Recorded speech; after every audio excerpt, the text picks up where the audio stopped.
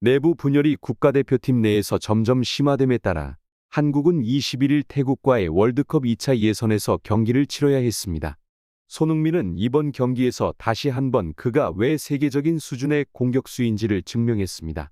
태국은 상대적으로 약한 팀으로 여겨졌지만 이번 경기에서 중요한 것은 내부 리그에서 뛰는 선수들이 선발로 나설 수 있는지, 특히 그 중심에 있는 이강인이 손흥민과 함께 뛸 수 있는지 여부였습니다. 예상대로 오늘 태국과의 경기에서 이강인은 벤치에서 출발해 손흥민은 선발로 나섰습니다. 손흥민은 그의 움직임만으로 국가대표팀의 경기에서 승리를 이끌었습니다. 태국은 손흥민의 단독 공연에 특히 주목하며 손흥민에게 압박을 가하기 위해 두 줄의 수비와 다수를 매치하는 전술을 사용했으며 이로 인해 고립된 공격수 주민규는 완전히 소외되었습니다. 결국 태국의 전략은 손흥민을 포위하는 것이었고 그들은 너무 냉정하게 공간을 만들어 수비 지역 내에서 손흥민을 봉쇄했습니다. 경기 초반 태국은 손흥민에게 강한 압박을 가하며 완전한 수비 진영으로 경기를 펼쳤고 손흥민은 이를 의식하며 직접 돌파하는 방식을 선택했습니다. 그는 말 그대로 혼자서 태국의 수비진을 밀어붙이며 경기를 전환시켰습니다. 태국의 수비는 손흥민의 동작을 막기 어려워하며 결국 속도와 전술에서 뒤처지기 시작했고 손흥민을 물리적 태클과 다수의 선수로의 거친 충돌로 막으려 했지만 결국 프리미어리그 수비수와 비슷한 단순한 수비 형태로 돌아갔습니다. 손흥민의 돌파 속도는 심지어 선수들조차 막을 수 없었고 수비진의 균열을 가했습니다. 그의 움직임은 손흥민을 막을 수 없는 이유였습니다. 사실 그는 한국 국가대표팀의 일원입니다. 그는 마치 혼자 공격하는 것처럼 보이며 심지어 태국은 90분 내내 손흥민을 막기 위한 모든 전략을 투자할 것이지만 결국 시간이 지나면 그들은 체력과 수비에서 압도당할 것입니다. 손흥민의 독특한 돌파 능력은 태국 수비진이 막을 수 없으며 그가 한국 대표팀의 패스 게임에서 눈에 띄는 직접적인 코멘트를 남겼습니다. 전반부에 태국도 한국을 압박하며 측면 공격에 집중하는 공세를 펼쳤습니다.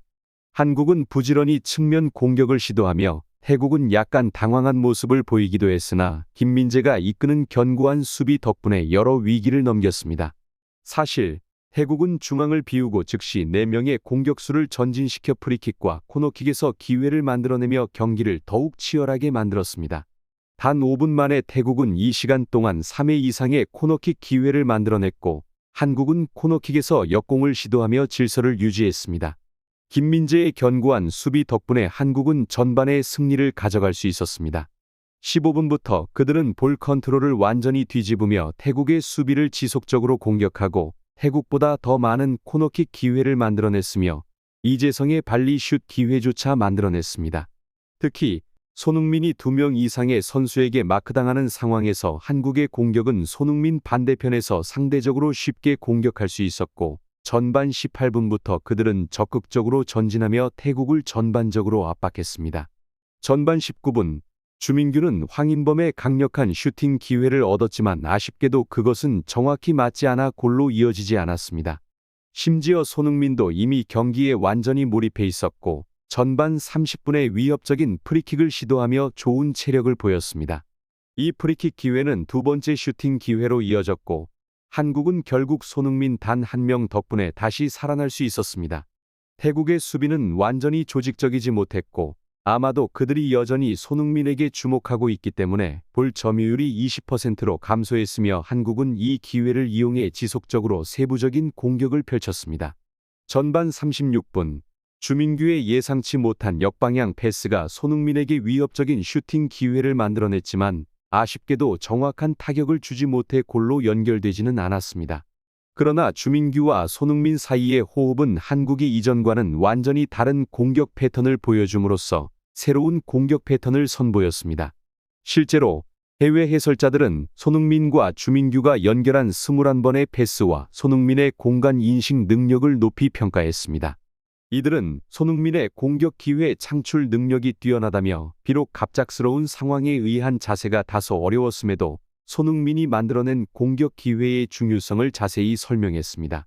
예상대로 첫 골은 전반 41분에 기록되었습니다. 손흥민은 태국을 압도하며 측면을 돌파한 뒤 예상치 못한 슈팅으로 첫 골을 성공시켰습니다. 세계 최고의 스트라이커로서 완벽한 득점 기회를 놓치지 않는 그는 국제 경기에서 45골을 기록하며 한국 축구 전설의 기록을 다시 한번 갱신했습니다. 프리킥 기회를 얻자마자 그들은 볼점유율을 70% 이상으로 끌어올리며 태국을 완전히 압도하기 시작했고, 이때는 손흥민뿐만 아니라 주민규도 생존의 징후를 보이며 한국은 비교적 여유로운 모습을 보였습니다. 특히 손흥민이 상대방을 자유롭게 이동하며 위치를 변경할 때 태국의 수비수들은 혼란스러워했고, 결과적으로 이중 수비 라인이 완전히 사라지며 태국의 수비는 손흥민만을 차단하는 조직적인 수비 전략을 선택했습니다. 예상대로 이 움직임은 수비 측면에서의 공백을 만들어 손흥민이 경기를 완전히 지배하며 앞서 나갈 수 있게 했습니다. 그러나 아쉽게도 후반 60분에 한국은 위험한 상황을 맞이하게 되었습니다. 태국의 동점골로 경기는 1-1로 다시 팽팽해졌습니다. 경기는 계속해서 치열하게 전개되었고, 후반 68분에 손흥민은 다시 한번 경기의 흐름을 뒤집을 뻔했지만 안타깝게도 그의 골은 오프사이드로 판정되어 골로 인정받지 못했습니다. 손흥민은 이 판정에 당혹스러워하는 듯 보였으며, 비록 긴장된 상황이었지만 그는 계속해서 활발하게 움직이며 돌파를 시도했습니다. 그는 혼자서 공격을 시도해야 했고, 결국 경기는 아쉽게도 1-1 무승부로 마무리되었습니다. 손흥민은 토트넘에서 8년 동안의 경력을 이어가며 실망스러운 표현을 보였으며, 국가대표팀에서 자신의 가치를 증명하며 목숨을 건 그는 다가오는 월드컵 예선에서 부상 없이 안전하게 경기를 마칠 수 있기를 희망합니다.